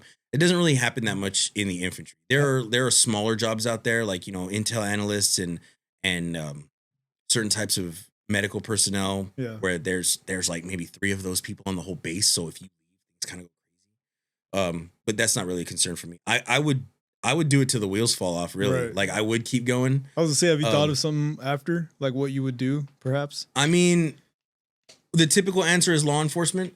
That is on the table. Another one is because of this schoolhouse that we're running there at JBLM and its tactical applications and then the connections I've built being there, you know, like all of my assistant instructors, we have very high level guys there. We got a couple black belts there.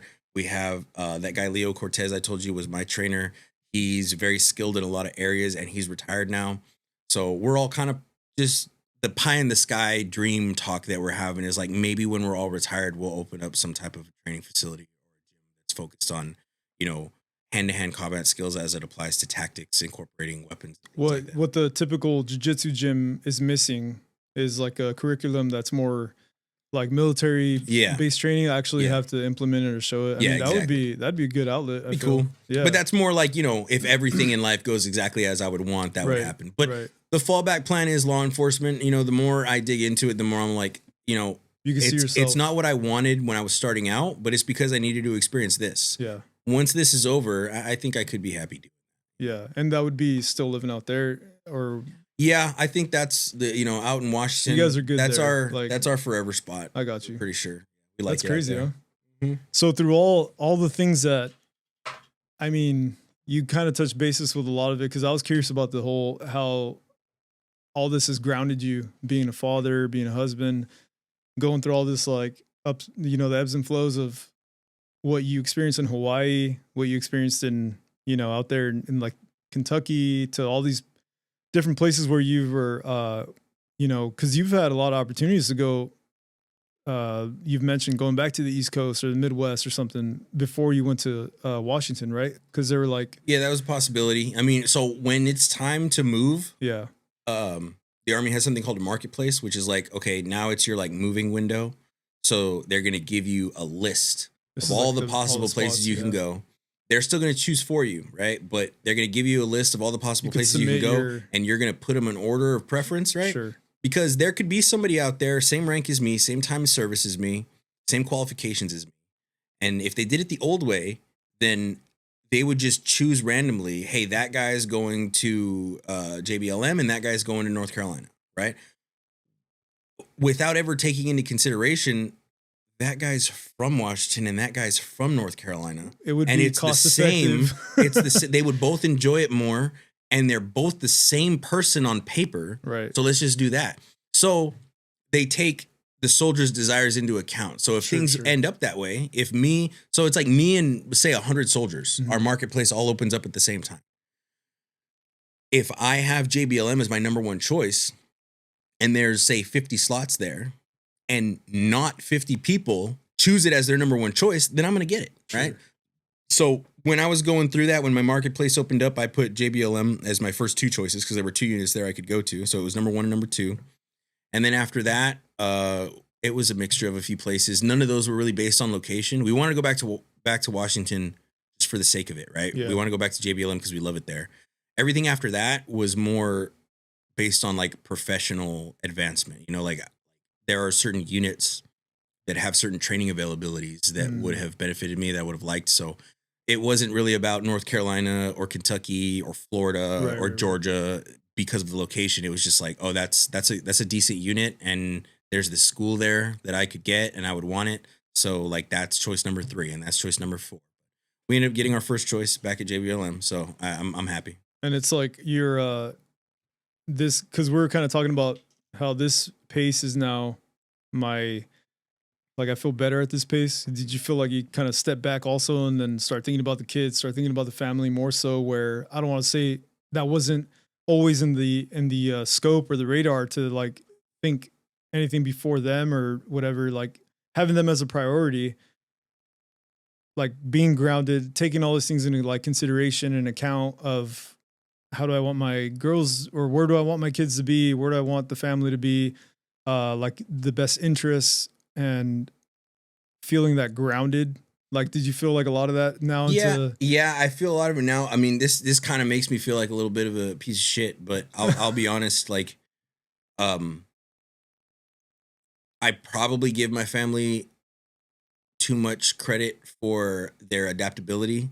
Like I might be overestimating it, saying like they really know how to roll with the punches, because from my observation, that's true, right? Like they flow with this life very well, but I also may just be overlooking the struggles that they're really going through. Yeah.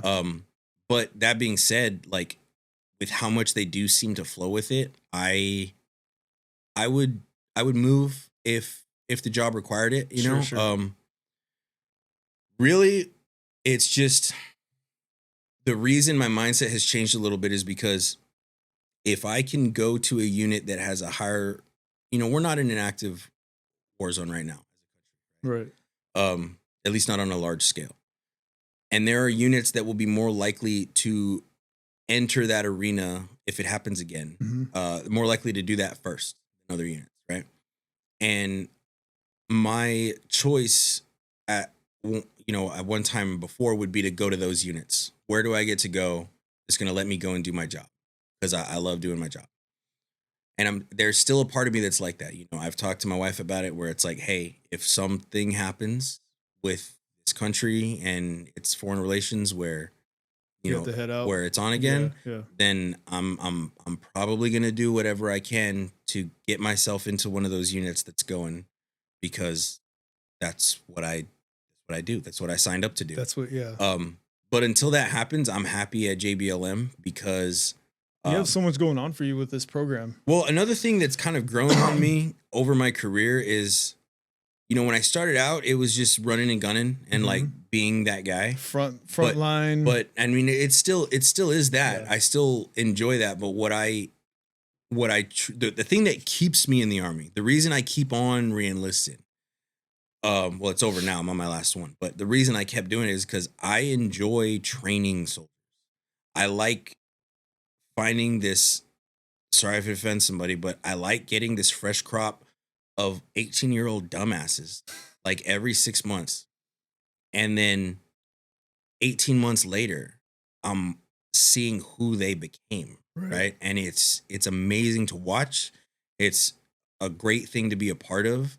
I'm not saying that it's all because of me. Like, they're their own people, they're on their own path, but I like feeling like I had a hand in that, in helping them become that. And it's not even just tactically, it's everything. They're better in training, they're better on the shooting range, but they're also better with their finances. They're better. Maybe they're going to college. I remember you telling me like that all these dumb things, man. finances. Like a lot of these guys, I mean, they're that's what they are. They're dumb. Yeah. They're dumb kids, man. Right. Like, they go out there and they spend their money and they involve themselves in situations that they shouldn't be involved in. Yeah. And I like finding those guys and like grabbing onto them, being like, hey man, like, Father him you're about to mess up. And I know you're about to mess up because I messed up like that before. Been there. Yeah. Like, just sit down yeah. and listen to me for a second. And it's cool. Like, I stay in contact with all those people. I got like a phone full of contact information. What's a brotherhood? Where it's I like just call them up and it's like, man, they're NCOs themselves now. They're teaching their own soldiers now. And it's like, that's cool. And I would kind of feel ashamed of walking away from that life because there's no telling who's going to lead that person if you're not there. Right. You know? So like, if you're a platoon sergeant, you're in charge of like anywhere from 25 to 35, maybe 40 people. Right. And you got to think, you try and do the best job you can, but you're not going to win World War III all by yourself. That's not a thing. Okay. But for those 35-ish people, their lives might be different if they have somebody else leading them. And that's not to say I or anybody else in this scenario is the best and nobody else could have done it as good as them. Yeah. It's just a lot of these guys, like, for instance, I said I know a lot of people who have taken their own lives, right? Right. Some of them were when they were with me in my unit, but a lot of them were like after we'd been separated. They go off somewhere else, right? And I'm not trying to say like, you know, I can save the day or anything like that, but that thought of like, what if I was there? It eats at you. Mm-hmm. And staying in the army and trying to stay in a leadership position or a position of influence around other soldiers, that's like, I don't even know this kid. This is a nameless, faceless person who I haven't even met yet, right? But I have to think, what if I'm not there? What if I can do something if I am there? Yeah. So I just feel like I have to keep doing it for as long as I can. But now I am at a point, to get back to what you were asking about, like prioritizing my family. Yeah. I'm at a point now where I'll probably make professional decisions based off of whatever's good for them. Right. So it's going to be really hard to stay at JBLM forever. And it's going to be impossible to stay there forever if I do more than 20 years. So I'm already fighting an uphill battle to try and stay there until I hit 20. And that's an unwinnable fight to do it if I stay in more than 20. Yeah. So I will probably retire at 20, because if I don't, it's going to be like so you're going to do more than 20. It's like a cycle. Then you got to head out the door and go somewhere else. At that point, I'll be like, nope, kids are in school, wife's got a job, kids got friends. Like I'm hanging up my boots. Like, I got to stay here. But so, I mean, that's in reality, you're just looking at the bigger picture, which is great. You know what I mean? I just, I'm curious of anyone listening as far as in military. This program of combatives, it's like you mentioned earlier, there's a requirement for it, but you're only doing such a stretch amount of time to be training in combatives versus where you and I have also trained outside of, like, let's say you've trained outside of combatives to actually put in work. And now you got this little group where you have this circle of like a community of guys, like in the Ruck community. Yeah. Where now they want to pursue and they want to stay consistent at jiu-jitsu. Yeah. What are the benefits being or taking that route, I should say? Like, why should someone want to seek out like a gym? Let's say if their area, their base doesn't have like this kind of a privilege to have a program or a spot where this is like, you can come and roll with us whenever, or you can roll with this group. What is like a great benefit for people to, because I know I've talked to a lot of artists that train jiu-jitsu now, and they're like, bro, a new apprentice, I tell them go sign up at a gym and do jiu-jitsu. And I'm like, wait, really? There's like, That's a hard question to answer because it's just everything. I mean, Yeah. you and I are biased, Right. I because we know. That's what I'm trying to but be it's like. like it's one of those things where you tell people like, dude, just listen to me, just do Yeah. it. I promise you, it's gonna benefit your life For sure. in virtually every aspect. Because again, everybody, there is this program available.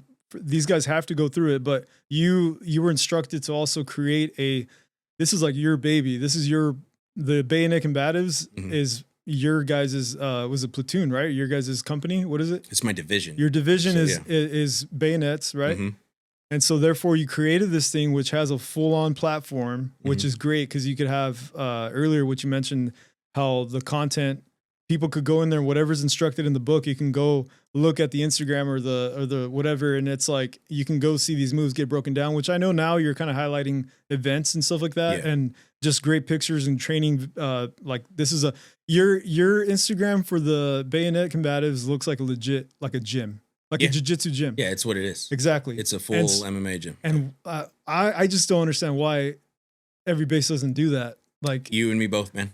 We don't. you know what I mean? understand Because it. I'm like, why We don't. doesn't? So the combatives community, it's the main thing that we talk about, and it's the main thing that frustrates us. Yeah. It's like there is virtually no downside. There is no downside to it. They talk about the main thing that officers have, the main hurdle they have to get over Mhm. is time. Right. Time to train their soldiers. Anytime they get given another task, they have to look at their training calendar and think, what am I losing in order to do this thing? And forgetting about combatives for a second, these officers open up their computers every morning to emails that's just shitting on everything they had planned for the last 6 months. I'm sure. It's like they have to shift every day, Yeah. and it pisses them off. And that's why I never became an officer. Like, I don't want that life. That is hats off to them because it Yeah. looks miserable. But the thing that we try and get them to understand is one thing that is accepted across the military, all branches, all jobs. Do PT in the morning, 0630 to 08. That is your job. Mhm. That is what you do. That being said, combatives, MMA, Muay Thai, Jiu-Jitsu, wrestling, any of it, it's all PT. Yeah. So the time block Implement- is already built in. Right. I'm not asking you to give up anything by having your soldiers train combatives. Yeah. You want to do a core workout today? That's your goal, right? You're going to go for a quick little run, Mhm. and then you're going to focus on core strength. Cool. What are you going to do? You're going to do leg lifts. You're going to do crunches. You're going to do sit-ups. You're going to do a couple bend over rows. All these things, right? To build. You know what you could do? You could get your buddies and you could get in the guard and you could do straight arm bar from the guard, swing the leg over, Yeah. and then switch and do the other side. And that's just nothing but core engagement yeah. the whole time. It's a full so body it was your workout. core workout for the day, Yeah. and you're building in necessary battlefield techniques at the same time. And that's something that isn't in the combatives training curriculum, like our Right. our field manual, Right. right? It breaks down our entire program. Every technique that's like doctrinally part of the program, it's in there. And this is something, and that's what we teach during our classes, right? Is from that book. Mhm. But something that we have at JBLM and Bayonet Combatives is we have a secondary program that it's like a 1-day course, right? That we bring junior leaders into, right? So team leaders, Mhm. squad leaders, platoon sergeants, we bring them in there. We're not going to teach them combatives in a day, right? We're giving them a quick block of instruction over how to implement these movements into PT. Because like I said to you before, the majority of combatives instruction or combatives training isn't supposed to be done in a combatives gym. Mhm. It's supposed to be done with your unit. You're supposed to be doing it on the daily, weekly at least. Right. So here's this stuff that you can do to accomplish the mission that you already have, but implementing these movements into it so that you're killing your two birds, one stone, you know? That's Like what I'm thinking. you can get both out of it. Mhm. You want to go for a run and do core? Cool. Go for a run and then do these movements. You're working on upper body? Do these movements. Or maybe you're just trying to get your heart rate up for the day. I'm sorry. Running, rucking, basketball, soccer, I don't care. a 6-minute round tussling with your buddy is freaking exhausting. 6 minutes, bro. And you know what's funny? Yeah. The lower skilled the fighter is, the more exhausting it is for them.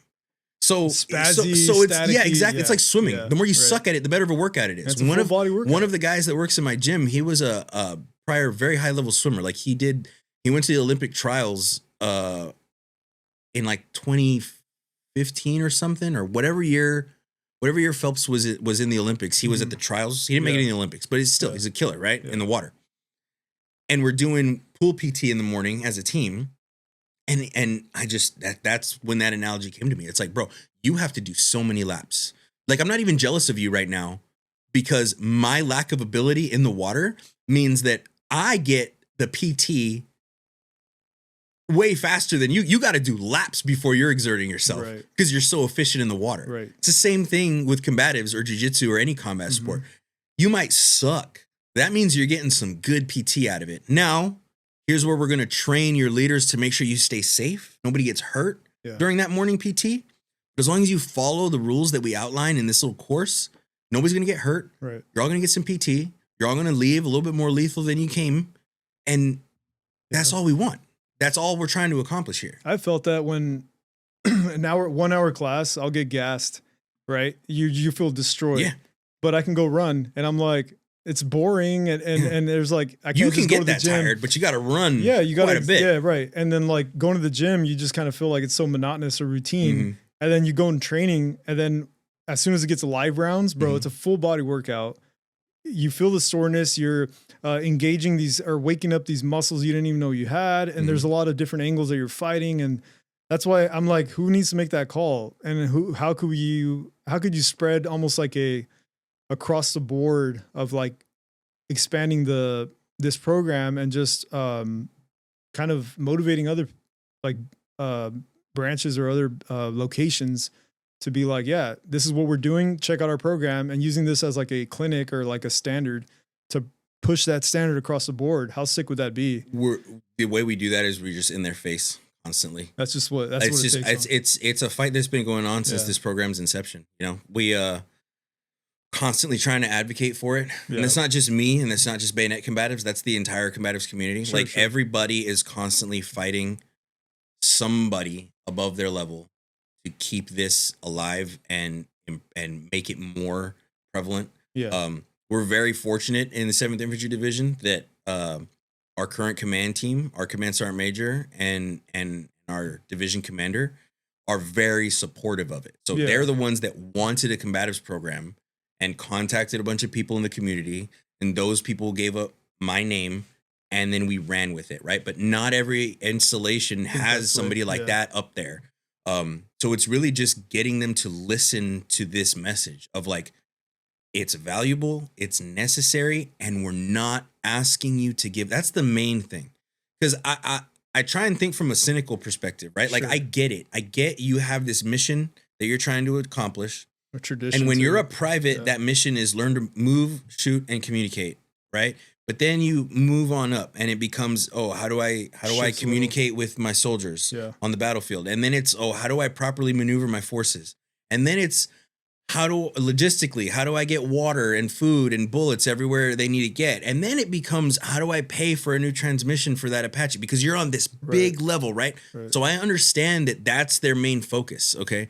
So the real message they need to hear is like, listen, if you just listen to your combatives instructor for a meeting, like really listen to what we have to say, you will understand that we are not asking you to give up any of those other objectives. We aren't asking for it. I am not asking for every soldier in the army to live in a combatives fight house. Right. Okay.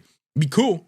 But that's not what I'm asking. Okay. It's a perishable skill. I am saying that the notion that you don't have an hour or two a week to drill some techniques is a flat out lie. You are lying to yourself and you're lying to your soldiers if you are saying that we don't have the time. And that is particularly true at JBLM. For any commander at JBLM. I made a post about it on Instagram the other day. I'm just going to like repeat it verbatim. Yeah, I'm going to repeat it verbatim right now. If you are on JBLM and you think you don't have time to train combatives, myself and my cadre will meet you at the gym at 02 on a Saturday morning. If that's truly the only time you can carve out, we will meet you there. Okay. So do not pretend that you don't have time. It is not true. Okay. I'm just putting that out there. And that's passion. You guys, the guys that are running it, the black belts you have with you, they're obviously I'm gonna shout them out real quick. Yeah. We got Joe Pascal, okay, black belt, solid dude. Diego Posovac, black belt, solid dude. Luther Eggerson, not a black belt, but very high level wrestler, has good jiu-jitsu, very good striker. Okay, and those are the guys that officially work for me. And then I have a whole team of guys that are not actually on my roster as instructors, but they're so incorporated with the team that they take every free moment they have to come and assist us. So I have Specialist Daniel, Specialist Paz, Sergeant First Class Kumagai, Staff Sergeant Tawa, who runs one of my subordinate brigades, Combatives Fight House, because we have a brigade fight house too. I'm missing people. I'm going to feel like a piece of crap for it. Sergeant Tayon, who's a pre-ranger instructor there at 7th ID. He also fights on our team. And he teaches some wrestling and he assists us with the instruction when we need it. Who else? Those are our main instructors. Okay. I mean, those guys, everything that has been accomplished at JBLM in terms of combatives over the last year, if my name is the only one that's tied to it, that is a complete and total lie. It would not have happened with that team. It's a full like machine. the stars freaking aligned a year ago on JBLM. Like I got freaking lucky. I got given this job. Yeah. And luckily I have a true passion for it. But I was also immediately surrounded with these guys that also share that passion for it. They refuse to let people get away with these excuses to not train. Yeah. And one more shout out to Leo Cortez. Okay. He was the previous Lancer Combatives instructor. He got out of the Army a little over a year ago. He was my coach and he is still our coach to this day. He is coach. That guy comes in on his own time in the middle of the day, pops in to see if we have a class going, right? And if we have a class going, I don't care what technique we're teaching or what block of instruction we are, what day of the week we're on. He walks in, all the instructors, hey, everybody shut up. That's his class while he's in here. Because that dude, in my opinion, that dude is like combatives Mount Rushmore worthy. Yeah. In my mind, you got a few people. You got Matt Larson, who created it. You got Tim Ferriss, who pushed it a long way. And you got Randy Malakis, who ran the Ghost Dojo, which is one of the best combatives, brigade combatives fight houses at the time. And Leo Cortez, who was one of the best combatives instructors I've ever met. Now you have those this dudes, system. Those dudes are like, man, like give credit if you ever come across those. No, now you have the system that you're implementing and kind of like refined it and sharpened it and whatnot. Yeah. But so what are we tattooing today? What are we going to do? I don't know, man. You're putting me on the spot. Like I said, I like my vibe of like, let's just figure something out. No, I'm curious. I know you probably you have ideas though, right? I have a couple ideas. Okay. What are your ideas? I don't like getting things that are super typical, right? Like I like to stay away from things that I've seen before, like, the heart with the mom on it and all that stuff. Right. I've seen this tattoo before. So I kind of want you to do your own artistic thing with it so that it's not perfectly typical. What is it? But and I see you have a Greek mythology book over there. Okay, so hopefully you're gonna know, Sisyphus pushing the boulder up the mountain and he constantly roll. Okay, I dig that that entire story. I don't know who it is. I don't know if it's a poem or a quote or anything like that. I think it's a quote. It might be a poem. If you just Google it, I think you'll find out who said it or who wrote it. But there's something that says that they would that one must imagine Sisyphus smiling, being at peace with a struggle that you're never gonna overcome. There's like that. Yeah. He's in the underworld. He tricked the gods. He fooled them to escape death multiple times. So as a punishment, he pushes a boulder up a mountain. And as he gets to the top of the mountain, it rolls to the bottom. And he has to do this until the end of time, right? He will constantly push this boulder up a mountain. And the whole, you must imagine Sisyphus smiling aspect is, I'm not saying I'm going to get the boulder to the top of the mountain and eventually overcome that. I am acknowledging that I will always have this struggle And I'm not only going to find peace in that, but I'm going to find fulfillment in it. This is an unwinnable thing. And something about that makes me happy to undertake that weight. So what kind of illustration do you see when you think about it in your head? Like, what were you thinking of? Just like a mountain, a very crude, not that detailed mountaintop with a person pushing the boulder up it, you know? Yeah. And then maybe some script. Where would you get this tattoo? I'm curious. I kind of want to start the other arm. Okay. But that's making me think I should get something more intricate. Like, you know. Because I would say this could probably fit somewhere. Like here? Well, it says because you already have a mountain on there. It would be kind of. Oh, you know what would be cool? Just to be a little addition? Adding it just to that? put a Sisyphus on that. Yeah, that would take too. That'd be cool. Now that you already have that mountain and adding a little bit, maybe so it looks like it goes with it, adding some more little like. It's also there's a way to. It's also about the time because I have other ideas, but they're like. Yeah. They're kind of pieces. Oh, yeah. Pieces too. That's what we're doing. All right, let's do it. So to wrap it up, lately I've asked a lot of people what kind of advice they'd have for others, but now I want to switch it up and ask you, if you knew back then what you know now, what advice would you give yourself of that Nathan prior to military when you were like, I'm just prior to military? Yeah. That's a weird one. I tell people all the time. Because you were like kind of unguided pre-army. Yeah. Is weird for me because I don't want to say I'm completely brainwashed, but like my time before the army, I kind of think of it like a movie. Like I know what happened, but it doesn't feel like it was happening to me. Right. That was a completely different person. If I was gonna give that guy advice, I would tell him to stop being such a lazy piece of shit. Get up and off it's actually only like 30 minutes of work a day to do your schoolwork. So just do it. Yeah. And then wrestle. I spent my whole youth playing baseball. Mm-hmm. And I'll be honest, I loved every minute of it. But my biggest regret in life is not spending my youth wrestling. And that's going to piss jiu-jitsu people off. From a real world, don't get me wrong, jiu-jitsu is amazing. Yeah. And I'd rather you be a black belt in jiu-jitsu than have no training at all. Right. But real world tactical application, wrestling techniques are king. For sure. Wrestling techniques are 100% king. There's like some jiu-jitsu dudes on my team that are going to be pissed off, and the wrestling dudes on my team are going to be like, yeah. No, I get it. This is going to spark arguments. I see both sides of it, though. I've had the toughest matches I've ever had, or even like during open mat, has been with a guy that just has killer wrestler, or like, you know, because it doesn't make any sense. You have to give credit where credit's due. When you have an entire martial art, which is jiu-jitsu, yeah, and you have somebody that hasn't trained that a single day in their life, but they've trained this other thing, right, which is wrestling, and they do very well in jiu-jitsu just with wrestling techniques. That's insane. It's insane that you can go toe to toe with people who have spent years training jiu-jitsu, and you can go toe to toe with them under jiu-jitsu rules, right? And you won't do that bad.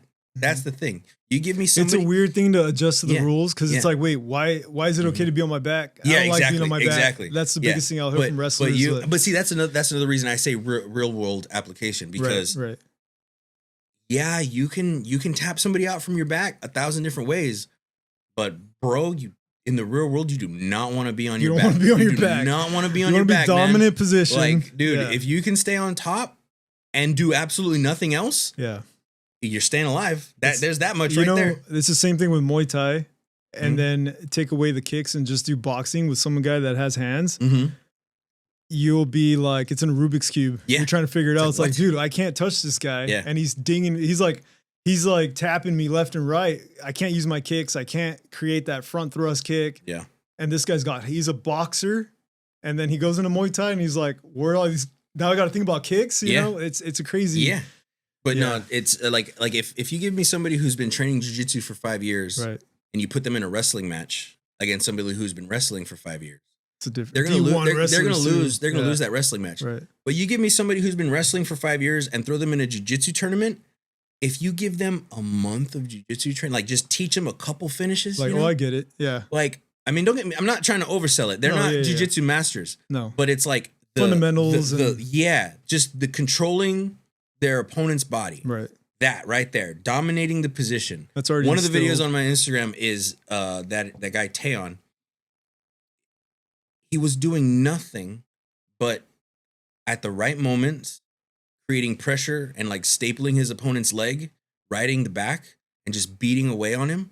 And then every time this guy tried to get his weight up, he'd throw the weight in the right direction to reestablish that back dominance and go to town again. And I just posted a video like, yo, this is like a how wrestling applies to MMA. This is like a clinic. Like it was great to watch that fight because he was just like, bam, bam, bam. Oh, you're moving? Nope. Bam, bam, bam. And it's like, bro, it wasn't even like a beautiful match. Like it wasn't some knockout highlight reel, but it was my favorite match to watch of the whole tournament. Cause like watching him use the wrestling in an MMA setting so efficiently was like, bro, like, I hope you realize that was it right there. Yeah, that was it. Where can people find your guys' stuff? This is your part to plug in the program. Bayonet Combatives on Facebook and 7ID _Bayonet _Combatives on Instagram. We have our course calendars and our training calendars on there. I'll be honest, it's not like a business. So if you're not on JBLM, you're not really going to get a benefit from any of that information. Right. Cause it's really just, just people could like tap in and but go on there and go follow anything combatives related. Like look up other military installations, combatives programs, 101st out in Fort Campbell has a good one. 4th ID in Fort Carson has a good one. Yeah. 82nd in North Carolina has a good one. So like just follow all those pages, and when they're posting stuff, just share it, because any way we can let Big Army know that the general populace, like, they support this, they support what we do. Right. That gives us more ammunition in those conference rooms to fight those fights about making it a bigger training priority. And in law enforcement too. I know I spoke to a few department guys here in town. I've asked them why is it that they don't have something like this, and the biggest thing, a lot of it was they're not, because they do similar as what you're talking about. Yeah. They only qualify once in a while. Again, it's a perishable thing. Yeah. I do a training with you this week and give it 6 months. Real world setting, I mean, you're going to have more instincts kick in versus technique and training and how to just eliminate or just shut something down off the bat versus trying to be like, just freak out moment, whatever. But I know that liability isn't it, but I mean, there's that same energy implemented into having a program for these different facilities where, I mean, I feel like you covered it all with why. And if you're in the military and thinking, what, like this should be something in the scopes in your radar to check out. And one thing I want every commander and then law enforcement too, one thing everybody should think about is you're worried about the risks of training in this way. You should really be thinking about what are the risks about not training in this way. Knowing it, and not needing to use it versus, not knowing it. Yeah.